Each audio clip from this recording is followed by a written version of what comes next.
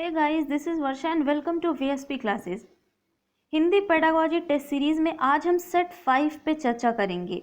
ये सेट 5 के बारे में अगर हम बात करें तो ये है भाषा विविधता वाले कक्षा कक्ष की समस्याएं। जी हाँ, एक भाषा विविधता वाली जो कक्षा कक्ष होती है उनमें कौन कौन सी समस्याएं आ सकती हैं। इस टॉपिक से रिलेटेड 20 मोस्ट इम्पॉर्टेंट क्वेश्चन को हम कवर अप करेंगे और इससे ये ऐसे क्वेश्चन हैं या तो प्रीवियस ईयर में ये पूछे गए हैं और या तो इनके पूछे जाने की बहुत अधिक संभावना है। तो एक एक क्वेश्चन को ध्यान से देखिएगा कि आप कितने क्वेश्चन कर पाते हैं। इसका भी आंसर मेरे को कमेंट बॉक्स में ज़रूर करिएगा। तो आज हम इसके पहले हमने सेट 4 तक करा दिया है। अगर आपने वो वाला वीडियो नहीं देखा है तो प्लीज़ एक बार जाके देख लीजिए।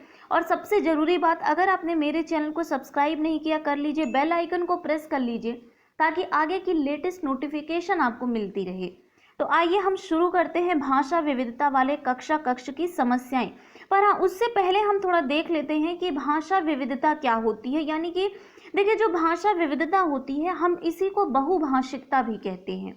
और बहुभाषिकता की अगर हम बात करें तो एक क्लास जो होती है उसमें हर एक स्टेट का जो बच्चा होता है वो क्या करता है, उसकी जो मदर टंग होती है, ठीक है, जो मातृभाषा होती है, ठीक है, वो अलग अलग होती है। यानी कि अगर हम महाराष्ट्र की बात करें तो यहाँ का बच्चा जो होगा वो मराठी बोलेगा, ठीक है, पंजाब का बच्चा पंजाबी बोलेगा और पश्चिम बंगाल का बच्चा बंगाली बोलेगा। तो तरह तरह के जो एक बच्चे होते हैं जो अलग अलग भाषाओं को बोलते हैं, और अगर वो एक ही कक्षा में आ जाते हैं, एक कक्षा में अगर एक से अनेक बहुभाषी जो कक्षा होती है उसमें क्या करते हैं कि बच्चे जो होते हैं, हर एक बच्चा जो है वो विभिन्न प्रकार की भाषाओं में बात करेगा। और ऐसी कक्षा को ही हम भाषा विविधता वाली कक्षा यानी कि बहुभाषिकता वाली कक्षा कहते हैं। क्लियर? तो आज हम पढ़ेंगे कि ऐसी बहुभाषिकता वाली कक्षा में आखिर कौन कौन सी प्रॉब्लम्स होती हैं जो बच्चों को भी फेस करनी पड़ती है और उसके साथ साथ टीचर को भी फेस करनी पड़ती है। तो आइए हम शुरू करते हैं और इसमें हम पहला क्वेश्चन देखेंगे, बहुभाषिकता क्या है। यानी कि यहाँ बहुभाषिकता पूछी गई है कि वो क्या करती है। भाषा सीखने में बाधा उत्पन्न करती है, भाषा सीखने में एक महत्वपूर्ण संसाधन है, भाषाई समृद्धि को खतरे में डालती है, या फिर डी ऑप्शन है आपका, भाषा सिखाने में बहुत बड़ी बाधा है। आपको बताना है कि बहुभाषिकता यानी एक से अनेक जो भाषाओं की जो कक्षा होती है उनमें क्या होता है। तो देखिए, भाषा सीखने में बाधा उत्पन्न नहीं करती, क्योंकि अगर मान लीजिए कि मैं मराठी हूँ, ठीक है, और मेरी ही क्लास का एक और बच्चा है जो पंजाबी बोलता है, तो हमें क्या करनी पड़ेगी, एक और भाषा सीखने में मदद मिलेगी। यानी कि मैं एक मराठी के साथ साथ मैं पंजाबी भाषा को सीख सकती हूँ, ठीक है। तो बाधा तो बिल्कुल उत्पन्न नहीं करेगी, बल्कि क्या करेगी, भाषा सीखने में एक महत्वपूर्ण संसाधन है। बी ऑप्शन यहाँ पे राइट आंसर हो जाएगा। खतरे में बिल्कुल नहीं डालेगी भाषाई समृद्धि को, और बहुत बड़ी बाधा है, ये भी गलत हो जाएगा। यानी कि बहुभाषिकता भाषा सीखने में एक महत्वपूर्ण संसाधन का काम करेगी। क्लियर? नेक्स्ट क्वेश्चन पे चलते हैं। बहुभाषिक एवं बहुसांस्कृतिक कक्षा में, ठीक है, क्या होता है, बच्चों की मातृभाषा का ही सदैव प्रयोग किया जाना चाहिए, या फिर बच्चों की मातृभाषा का प्रयोग वर्जित होना चाहिए, बच्चों को केवल मानक भाषा के प्रयोग के लिए पुरस्कृत करना चाहिए, या फिर बच्चों की मातृभाषा को समुचित सम्मान स्थान देते हुए मानक भाषा से भी परिचय कराना चाहिए। एक बहुभाषी यानी कि जो है वही बहुभाषिकता वाली जो हमारी कक्षा है और बहुसांस्कृतिकता वाली कक्षा जो है उसमें हमें क्या करना चाहिए। यहाँ देखिए, ये ऑप्शन सही हो सकता था, ठीक है, पर का ही प्रयोग, ठीक है, सिर्फ मातृभाषा का ही प्रयोग नहीं करना चाहिए, ये ऑप्शन इसका मतलब गलत हो जाएगा। अगर हम बी ऑप्शन की बात करें तो बच्चों की मातृभाषा का प्रयोग वर्जित बताया गया, वर्जित नहीं करना है। बच्चों को केवल जो है वो निगेटिव वर्ड में आता है, ठीक है, ये निगेटिव वर्ड में आता है क्या, केवल। हमें केवल और इसका सहारा हमें नहीं लेना। जहां भी केवल आता है वो ऑप्शन राइट नहीं होता है, ठीक है। सी ऑप्शन भी रॉन्ग हो गया। डी ऑप्शन यहाँ पे राइट आंसर हो जाएगा। एक बहुभाषिक और बहुसांस्कृतिक कक्षा में बच्चों की मातृभाषा को समुचित स्थान देना चाहिए, सम्मान देना चाहिए, ठीक है, और इसके साथ साथ उसको मानक भाषा से भी परिचय करवाना चाहिए। डी ऑप्शन आपका राइट आंसर हो जाएगा। चलते हैं नेक्स्ट क्वेश्चन पे। कक्षा में मौजूद बहुभाषिकता क्या करती है। देखिए, फर्स्ट क्वेश्चन से ये मिलता जुलता क्वेश्चन है। भाषा शिक्षण में बाधक है, भाषा शिक्षण में एक संसाधन के रूप में प्रयुक्त हो सकती है, शिक्षक के लिए जटिल एवं कठोर चुनौती है, बच्चों को लक्ष्य भाषा सीखने के लिए हतोत्साहित करती है। तो आप सबको पता होगा कि अभी हमने बात करी थी कि भाषा शिक्षण में जो बहुभाषिकता है वो संसाधन के रूप में कार्य करती है, बाधक बिल्कुल नहीं है, कठोर चुनौती नहीं है और भाषा सीखने के लिए हतोत्साहित भी नहीं करती है। बी ऑप्शन यहाँ पे राइट आंसर हो जाएगा। इसी के साथ चलते हैं नेक्स्ट क्वेश्चन पे। पिंकी को पढ़ने में कठिनाई होती है। एक लड़की है जो उसका नाम पिंकी है, उसको पढ़ने में बड़ी कठिनाई होती है, लेकिन उसका क्या है, अवबोधन पक्ष जो है वो बहुत ही बेहतर है, यानी चीज़ों को बहुत जल्दी वो समझ लेती है, लेकिन क्या करती है, पढ़ नहीं पाती। पिंकी की समस्या क्या है? बहुत इंपॉर्टेंट क्वेश्चन है, हर एक एग्जाम में, स्टेट टेट में तो ये बहुत बार पूछा गया है, ठीक है, बहुत ज़्यादा बार ये रिपीट भी हुआ है, ऐसा क्वेश्चन है ये। डिस्ग्राफिया, डिसलेक्सिया, डिसकैलकुलिया या फिर डिप्रेशन। सबसे पहले हम एक एक ऑप्शन की बात करेंगे। देखिए सबसे पहले हम आपको राइट आंसर बता देते हैं कि पिंकी को पढ़ने में कठिनाई हो रही है, ठीक है, लेकिन उसका अवबोधन पक्ष जो है वो बहुत ही अच्छा है, बेहतर है। यानी कि जब पढ़ने में बच्चों को कठिनाई होगी तो कौन सी समस्या होगी, डिसलेक्सिया हो जाएगा, ठीक है। बी ऑप्शन यहाँ पे राइट आंसर हो जाएगा, डिसलेक्सिया। अब हम ए ऑप्शन की बात अगर करते हैं, डिस्ग्राफिया में क्या होता है, ग्राफ मीन्स होता है चित्र बनाना या फिर लिखना, यानी कि डिस्ग्राफिया में बच्चे को लिखने संबंधी समस्या आती है। और डिसकैलकुलिया, ठीक है, कैलकुलेटर से आप याद कर लीजिएगा, कैलकुलिया बना है, और डिस से यानी कि उसमें वो समस्या है, ठीक है। डिसकैलकुलिया यानी गणितीय क्षमताओं में अयोग्यता, यानी कि वो ये ऐड नहीं कर पाता, ठीक है, इंटू नहीं कर पाता, इन सब में अगर उसको प्रॉब्लम हो रही है तो वो डिसकैलकुलिया है। और डिप्रेशन ये तो ऐसा शब्द है आजकल बहुत चर्चा में है, तो आप सबको पता होगा। क्लियर। नेक्स्ट 5th नंबर का क्वेश्चन है, भाषा सीखने सिखाने की प्रक्रिया में डैश का आधार मुख्य है। भाषा सीखने सिखाने की प्रक्रिया में किसका आधार मुख्य है ये बताना है आपको। शिक्षक द्वारा अर्थ बताना, सामाजिक सांस्कृतिक परिवेश, शब्दकोश देखना और फिर पाठ्य पुस्तक। तो देखिए, भाषा सीखने सिखाने की प्रक्रिया में जो सबसे महत्वपूर्ण जो आधार माना जाता है वो है सामाजिक सांस्कृतिक परिवेश। बी ऑप्शन यहाँ पे राइट आंसर हो जाएगा। आते हैं नेक्स्ट क्वेश्चन पे। बहुसांस्कृतिक पृष्ठभूमि वाली कक्षा में भाषा शिक्षक को क्या करना चाहिए, यानी कि एक से अधिक भाषाओं वाली जो कक्षा है उसमें एक भाषा शिक्षक, लैंग्वेज टीचर जो होता है उसको क्या करना चाहिए। बच्चों को मानक भाषा प्रयोग के लिए कहना चाहिए, मौखिक कौशलों पर बल देना चाहिए, परस्पर बातचीत करने के अधिकाधिक अवसर देने चाहिए, या फिर अभिव्यक्तात्मक कौशलों पर ही बल देना चाहिए। तो देखिए, एक बहुसांस्कृतिक और बहुभाषिक जो पृष्ठभूमि वाली कक्षा है वहाँ जो लैंग्वेज टीचर होता है उसका एक ही उद्देश्य होना चाहिए, ठीक है, कि क्या करना चाहिए, परस्पर बातचीत के अवसर देने चाहिए, ठीक है। भाषा, मानक भाषा प्रयोग के लिए कहना चाहिए, बिल्कुल गलत है। मौखिक कौशलों, सिर्फ हमें मौखिक कौशलों पर ध्यान नहीं देना है, ठीक है, बाकी जो तीनों कौशल हैं उन पर भी हमें ध्यान देना है, उनको भी हमें साथ लेकर चलना है, ठीक है। और डी ऑप्शन है अभिव्यक्तात्मक कौशलों, इसमें सिर्फ एक कौशल की बात की गई है, ठीक है। बी और डी में सिर्फ एक एक कौशलों की बात की गई है, लेकिन हमें LSRW के तहत जो है सारा लेके, चारों कौशलों को हमें साथ लेके चलना है। क्लियर। तो यहाँ पे सी ऑप्शन राइट आंसर हो जाएगा। नेक्स्ट क्वेश्चन पे चलते हैं। बहुभाषी कक्षा में शिक्षक में इतनी आवश्यकता अवश्य हो कि वह क्या कर सकता है, विभिन्न भाषाओं में पाठों की विषय वस्तु का शब्दशः अनुवाद कर सके, सभी बच्चों की मातृभाषाओं की संरचनाओं को जान सके, सरल प्रश्न पत्र बना सके, या फिर पाठ्य पुस्तक को जल्दी पूर्ण करा सके। बहुभाषी कक्षा में एक जो टीचर होता है उसकी कितनी आवश्यकता होती है कि वो क्या जाने, ठीक है। तो देखिएगा आप, बी ऑप्शन यहाँ पे राइट आंसर हो जाएगा। अगर हमारी क्लास में एक मराठी और एक पंजाबी बोलने वाला बच्चा है और हमें आती है सिर्फ मराठी, ठीक है, अगर हम पंजाबी वाले बच्चों की बात को नहीं समझ सकेंगे, उसकी संरचना को नहीं समझ पाएंगे, तो वहाँ जो है बहुत मुश्किल हो जाएगी, ठीक है। तो यानी कि एक जो शिक्षक होता है बहुभाषी कक्षा का, उसको मातृभाषाओं की संरचनाओं को वह जान सके, ठीक है। बी ऑप्शन यहाँ पे राइट आंसर हो जाएगा। नेक्स्ट क्वेश्चन पे चलते हैं।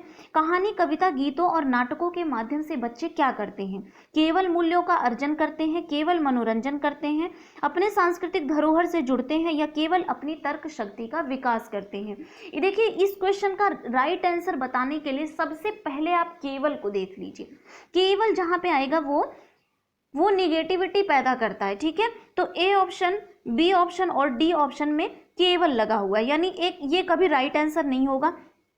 सी ऑप्शन यहाँ पे राइट आंसर हो जाएगा, अपने सांस्कृतिक धरोहर से। यदि बच्चा कहानी पढ़ेगा, कविता पढ़ेगा, गीत के माध्यम से और नाटक के माध्यम से, वो अपने सांस्कृतिक धरोहर से जुड़ता जाता है। क्लियर। नेक्स्ट चलते हैं, बच्चे प्रारंभ से ही क्या होते हैं? द्विभाषिक, यानी सिर्फ दो भाषा उनको आती है, भाषा में कमजोर होते हैं, एक भाषिक होते हैं या फिर बहुभाषिक होते हैं, ये पूछा गया आपसे। तो देखिए प्रारंभ में बच्चा क्या होता है, बच्चा जो होता है वो बहुभाषिक होता है, ठीक है। वो तो बाद में जैसी हमारी मातृभाषा होती है वैसा हम उसको यूज करने लगते हैं, लेकिन बच्चे प्रारंभ से बहुभाषिक होते हैं। डी ऑप्शन यहाँ पे राइट आंसर हो जाएगा। चलते हैं नेक्स्ट क्वेश्चन पे। घर की भाषा और विद्यालय में पढ़ाई जाने वाली भाषा क्या होती है? सदैव समान होती है, सदैव अलग होती है, सदैव टकराहट से गुजरती है या फिर सदैव समान हो सकती है, ठीक है। तो देखिए घर की भाषा यानी कि आप घर में लैंग्वेज बोलते हैं वो, और आपके स्कूल की लैंग्वेज में क्या होता है, ठीक है, सदैव समान होती है? बिल्कुल नहीं। ऐसा नहीं हो सकता कि आप जो घर में लैंग्वेज बोल रहे हैं और विद्यालय में यानी कि आपके स्कूल की जो लैंग्वेज है वो दोनों समान ही होगी, ठीक है, ऐसा नहीं होगा। सदैव अलग भी नहीं हो सकती, सदैव टकराहट से गुजरती है ये भी नहीं है, बल्कि समान हो सकती है, यानी समान भी हो सकती है और नहीं भी हो सकती, कुछ कहा नहीं जा सकता, ठीक है। 10वें का डी ऑप्शन यहाँ पे राइट आंसर हो जाएगा। चलते हैं नेक्स्ट क्वेश्चन की ओर। एक से अधिक भाषाओं का प्रयोग किसी भी भाषा में शिक्षकों के लिए गहन समस्या निपुणता में बाधक, संज्ञानात्मक विकास में सहायक या फिर कक्षा की जटिलताओं को बढ़ाता है। तो देखिए अगर आप एक से अधिक भाषाओं को आप सीख रहे हैं तो क्या होता है, आपके संज्ञानात्मक विकास में ये सहायक होती है। सी ऑप्शन यहाँ पे राइट आंसर हो जाएगा। सिंपल सा क्वेश्चन था, संज्ञानात्मक विकास में जो है वो वृद्धि होती है, ठीक है। नेक्स्ट क्वेश्चन की बात करते हैं। हमारे कक्षाओं में बच्चे भिन्न भिन्न भाषिक परिवेश से आते हैं, अतः हमें क्या करना चाहिए? उनकी भाषाओं को भी कक्षा में सम्मान देना अनिवार्य है, उनकी सभी भाषाओं के शब्द वाक्य होना अनिवार्य है, भाषा की पाठ्य पुस्तक में उनकी भाषाओं को सीखना सभी विद्यार्थियों के लिए अनिवार्य है, या फिर उनकी सभी भाषाओं की जानकारी शिक्षक के लिए अनिवार्य नहीं है, ठीक है। तो देखिए अगर भिन्न भिन्न भाषिक परिवेश से बच्चे आते हैं तो उनकी भाषाओं को कक्षा में सम्मान देना चाहिए। सबसे जो जरूरी बात है वो है कि उनकी हर एक जो बच्चा होता है उसकी भाषा को, उसकी लैंग्वेज को यहाँ टीचर जो क्या करे वो क्लास में सम्मान करे, ठीक है। ए ऑप्शन आपका राइट आंसर हो जाएगा। चलते हैं नेक्स्ट क्वेश्चन पे। 13 नंबर का क्वेश्चन है, आपकी कक्षा के कुछ विद्यार्थी सड़क को सरक बोलते हैं, ठीक है। इनका सबसे संभावित कारण क्या है? लापरवाही होना, उन्हें हिंदी ना आना, सुनने में समस्या या फिर उनकी मातृभाषा का प्रभाव। देखिए जब आप बिहार साइड में जाएंगे तो वहाँ लड़का, ठीक है, लड़का होता है, लेकिन वहाँ क्या बोला जाएगा? लड़का बोला जाता है, यानी ड़ा को रा बोल दिया जाता है। इसी तरह हम यहाँ देख रहे हैं कि यहाँ सड़क को एक बच्चा है यानी कि वो क्या बोला? सरक बोल रहा है, यानी कि इसका मतलब ये हुआ कि ये उसकी मातृभाषा का प्रभाव पड़ रहा है उसके ऊपर, ठीक है। लापरवाही बिल्कुल नहीं हो रही है, हिंदी भी उसे आ रही है, सुनने में भी उसे कोई प्रॉब्लम नहीं है, ठीक है। तो उसकी जो मातृभाषा है वो कहीं ना कहीं फर्क डाल रही है उसके ऊपर, तभी वो जाके सड़क को क्या बोल रहा है? सरक बोल रहा है। क्लियर। नेक्स्ट क्वेश्चन पे चलते हैं। त्रिभाषा सूत्र का उद्देश्य क्या है? यहाँ आपको त्रिभाषा सूत्र का क्या उद्देश्य है ये बताना है। भिन्न संस्कृति से परिचित करवाना, देश में बहुभाषी संवाद के परिवेश को बढ़ावा देना, विदेशी भाषा से परिचित करवाना, उपरोक्त सभी। तो देखिए अगर हम 3 भाषाओं को अपनाएंगे तो उससे क्या होगा? भिन्न संस्कृति से हम परिचित हो जाएंगे, बिल्कुल सही बात है। देश में बहुभाषी संवाद के परिवेश को भी हम बढ़ावा देंगे और विदेशी भाषाओं से परिचित भी हो जाएंगे। इसका मतलब डी ऑप्शन आपका राइट आंसर हो जाएगा। चलते हैं नेक्स्ट क्वेश्चन की ओर। 15 नंबर क्वेश्चन है, एक बहुसांस्कृतिक पृष्ठभूमि वाली कक्षा में भाषा सीखने से संबंधित कौन सा विचार उचित है? उचित विचार आपको बताना है कि भाषा सीखने का कौन सा विचार उचित है। बालकों में भाषा सीखने की हम तो बलपूर्वक विकसित की जानी चाहिए, समृद्ध भाषा परिवेश का निर्माण किया जाना चाहिए, या फिर व्याकरणिक नियमों का अधिक से अधिक प्रयोग होना चाहिए, अधिक से अधिक पुस्तकों का निर्माण किया जाना चाहिए। एक बहुसांस्कृतिक पृष्ठभूमि वाली कक्षा में कौन सा उचित विचार है ये बताना है आपको, ठीक है। तो देखिए बालकों में भाषा सीखने की बलपूर्वक, फोर्स नहीं करवाना है हमें बच्चे को फोर्स नहीं करना है, हमें बच्चे को बलपूर्वक कुछ भी नहीं सिखाना है। एनसीएफ ने साफ मना किया है कि बच्चों को हमें किसी भी चीज़ को करने के लिए फोर्स नहीं, जो उसकी अंतरात्मा कहे, जिसमें उसकी रुचि हो वो करवाया जाएगा, ठीक है, ए ऑप्शन रॉन्ग हो गया। समृद्ध भाषा परिवेश का निर्माण किया जाना चाहिए, बी ऑप्शन यहाँ पे राइट आंसर हो जाएगा। व्याकरणिक नियमों का प्रयोग भी उतना नहीं करवाना है और अधिक से अधिक पाठ्य पुस्तकों का निर्माण भी नहीं करवाना है। ठीक है, नेक्स्ट क्वेश्चन पे चलते हैं। एक बहुसांस्कृतिक कक्षा में आप एक भाषा शिक्षक के रूप में किस बात को अधिक महत्व देंगे? यानी कि बहुसांस्कृतिक कक्षा है और आप क्या है, लैंग्वेज टीचर। आप खुद के ऊपर सोच के देखिए कि अगर आप वहां पे होते तो आप क्या करते। स्वयं शुद्ध भाषा प्रयोग, ठीक है, बच्चों को व्याकरण सिखाना, पाठ्य पुस्तक के प्रत्येक पाठ को भली भांति समझाना, या फिर बच्चों को भाषा प्रयोग के अधिक से अधिक अवसर देना। अगर बहुसांस्कृतिक कक्षा है तो आप एक लैंग्वेज टीचर होने के नाते क्या करेंगे, बच्चों को वहाँ बच्चों को अवसर देंगे कि वो अधिक से अधिक बातचीत कर पाए, अपनी भाषा का वो प्रयोग कर पाए। डी ऑप्शन यहाँ पे राइट आंसर हो जाएगा। चलते हैं नेक्स्ट क्वेश्चन पे। हिंदी की कक्षा में प्रायः हिंदीतर भाषी बच्चे हिंदी सीखने में अनेक कठिनाइयों का सामना करते हैं। हिंदीतर यानी कि जो हिंदी से इतर, ठीक है, यानी जो हिंदी नहीं जानते उन्हें कठिनाई होती है क्योंकि वे मन लगाकर हिंदी नहीं सीखते। हिंदी सीखने में के प्रति उनमें अरुचि होती है। हिंदी बहुत कठिन भाषा है। प्रायः हिंदी और उनके मातृभाषा की संरचना में अंतर होता है। अगर हम ये ऑप्शन की बात करें तो वे मन लगाकर हिंदी नहीं सीखते। नहीं, अगर बच्चा मन लगाकर भी सीखता है तब भी वो बहुत कठिनाई का सामना उसको करना पड़ता है, यानी कि ए ऑप्शन गलत हो गया। हिंदी सीखने के प्रति उनमें अरुचि होती है, ये भी गलत है। रुचि भी होती है कभी कभी, लेकिन हम चीज़ों को सीख नहीं पाते, ठीक है। और हिंदी बहुत कठिन भाषा, ये तो बिल्कुल गलत है। डी ऑप्शन हमारा राइट आंसर हो जाएगा। एक जो बच्चा जो हिंदी नहीं बोल पाता है और वो हिंदी सीखने की कोशिश कर रहा है, ठीक है, लेकिन उसको कठिनाई हो रही, क्यों? क्योंकि प्रायः हिंदी और उसकी मातृभाषा जो है दोनों की संरचनाओं में बहुत अंतर पाया जाता है, इसलिए शायद वो हिंदी भाषा को सीखने में कठिनाई का अनुभव कर रहा है। क्लियर? नेक्स्ट क्वेश्चन पे चलते हैं। एक बहुभाषी कक्षा में आप सर्वाधिक कम महत्व किसे देंगे? यहाँ पे सबसे कम महत्व आपको किसको देना है ये बताया गया है। कक्षा में विभिन्न प्रकार की सामग्री से समृद्ध वातावरण, ठीक है, या फिर कक्षा के बहुभाषिक और बहुसांस्कृतिक संदर्भों के प्रति संवेदनशीलता, बच्चों को सिखाना कि दो भाषाओं के मध्य विद्यमान समानता में अंतर का विश्लेषण कैसे किया जाता है, या फिर विभिन्न प्रकार का बाल साहित्य। आपको ये बताना है कि इसमें से कौन सा ऑप्शन राइट आंसर होगा। कम महत्व किसे देंगे ये बताना है आपको। तो देखिए, कक्षा में विभिन्न प्रकार की सामग्री से समृद्ध वातावरण, ये बिल्कुल सही बात है। कक्षा में आपको समृद्ध वातावरण देना होगा। कक्षा के बहुसांस्कृतिक और बहुभाषिक संदर्भों के प्रति संवेदनशीलता, ये भी अलग है। आपको ये नहीं बताना है बच्चों को कि दो भाषाओं के मध्य में अंतर करना नहीं बताना है, ठीक है। अंतर करना और विश्लेषण कैसे किया जाता है ये आपको बच्चों को नहीं बताना, वरना वो क्या करेगा, एक लैंग्वेज को कम महत्व देगा और दूसरी लैंग्वेज को ज़्यादा महत्व देगा। और विभिन्न प्रकार का बाल साहित्य भी आप पढ़ा सकते हैं। देखा जाए तो चारों ऑप्शन सही हैं, पर आपको सबसे कम महत्व किसको देना है ये बताना है। सी ऑप्शन आपका राइट आंसर हो जाएगा। नेक्स्ट क्वेश्चन है, हिंदी भाषा की पाठ्य पुस्तक में लोकगीतों को शामिल करने का कौन सा उद्देश्य कम महत्वपूर्ण है? फिर यहाँ पे कम महत्वपूर्ण पूछा गया, और जब कम पूछा जाता है तो वो ज़्यादा टिपिकल चीज़ें हो जाती हैं, ठीक है।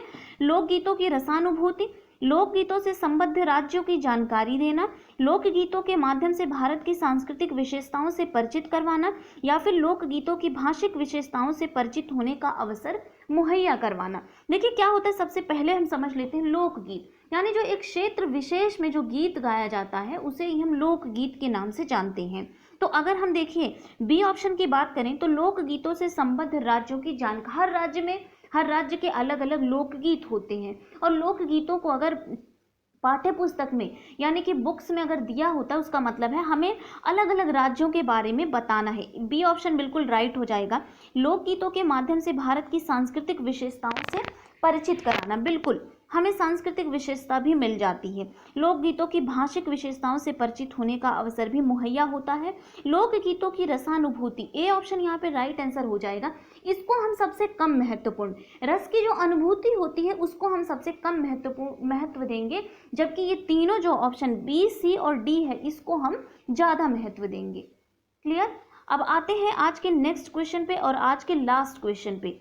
तो ये क्या है कि भाषा की पाठ्य पुस्तक में लोकगीतों को स्थान देना चाहिए। वहां पूछा गया है कि सबसे कम महत्व किसको देना है, और यहाँ पूछा गया है कि लोकगीतों को स्थान देना चाहिए क्योंकि ये क्या करती हैं, भारत की सांस्कृतिक विशेषताओं से परिचित होने में मदद करती हैं, परंपरा का निर्वाह करती हैं, गायन को महत्व देती हैं, या फिर यह बच्चों को संगीत सिखाने में मदद करती हैं। ठीक है, तो देखिए अगर भाषा की पाठ्यपुस्तक में लोकगीतों को शामिल किया जा रहा है, इसका मतलब जो उसको क्या, बच्चे को क्या बताया जा रहा है, भारत की सांस्कृतिक विशेषताओं से परिचित कराने में मददगार साबित होगी ये लोकगीत जो होती हैं। ठीक है, तो ए ऑप्शन यहाँ पे राइट आंसर हो जाएगा। ये थे आज के हमारे 20 मोस्ट इंपॉर्टेंट क्वेश्चन जो कि हमने भाषा कक्षा कक्ष में विविधता यानी कि बहुभाषिकता वाले कक्षा कक्ष में क्या क्या समस्याएं आती, एक टीचर को कैसे ट्रीट करना पड़ता है बहुभाषिकता वाली कक्षा में बच्चों को, इससे इंपॉर्टेंट जो इससे रिलेटेड जो मोस्ट इंपॉर्टेंट क्वेश्चन थे हमने उनको कवर अप किया है। ठीक है, और उम्मीद करती हूँ कि आपके 20 में से 20 क्वेश्चन सही होंगे। कमेंट करके जरूर बताइएगा कि आपके कितने क्वेश्चन राइट हुए हैं। ठीक है, तो मिलते हैं नेक्स्ट वीडियो में, तब तक के लिए बाय बाय, टेक केयर। और हाँ, सबसे जरूरी बात, चैनल को अगर आपने सब्सक्राइब नहीं किया है तो कर लीजिए, बेल आइकन को प्रेस कर लीजिए ताकि आगे की लेटेस्ट नोटिफिकेशन जो है वो ऐसे ही मिलती रहे। Thank you.